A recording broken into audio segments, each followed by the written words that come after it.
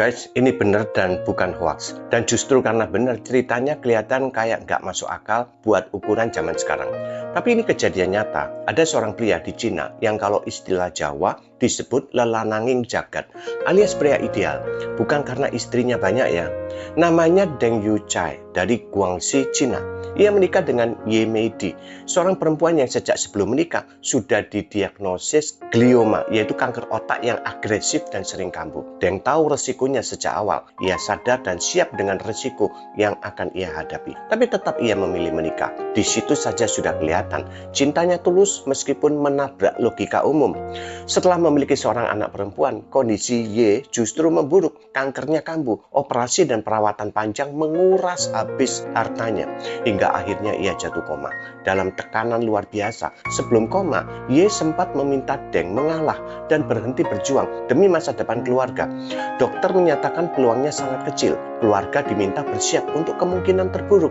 Deng sempat membawa istrinya pulang. Ia mengabadikan momen kecil, anak mereka mencium pipi ibunya. Video itu dibagikan sebagai dokumentasi keluarga, bukan untuk mencari simpati. Namun justru disitulah banyak hati tersentuh. Dukungan dan donasi para netizen pun mengalir. Ye kembali dirawat. Setelah berbulan-bulan, ia perlahan sadar. Dan saat bicara lagi, kata pertama yang diucapkannya hanyalah terima kasih. Deng berhenti bekerja karena ia mau merawat istrinya penuh waktu, mengajari istrinya berjalan lagi, bicara lagi, dan menjalani kehidupan normal lagi.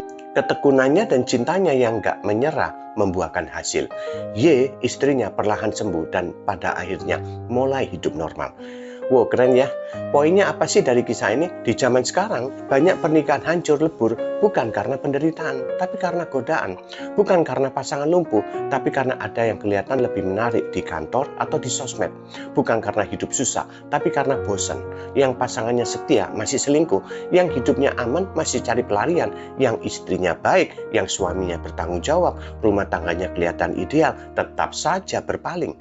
Ironisnya, bukan karena mereka kekurangan, tapi karena nggak pernah belajar cukup dengan satu pasangan, satu komitmen, satu janji. Kita hidup di zaman yang mengajarkan kalau capek ganti, kalau bosen cari baru. Hubungan diperlakukan seperti aplikasi, tinggal uninstall lalu cari versi yang lebih baru.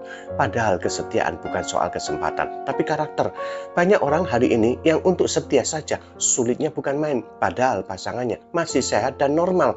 Kisah ini bukan cuma bikin haru, tapi bikin malu, karena yang paling sering merusak pernikahan bukan penderitaan, tapi ego dan nafsu rakus kita. Ayo kita setia sama pasangan kita sampai maut memisahkan. Amin.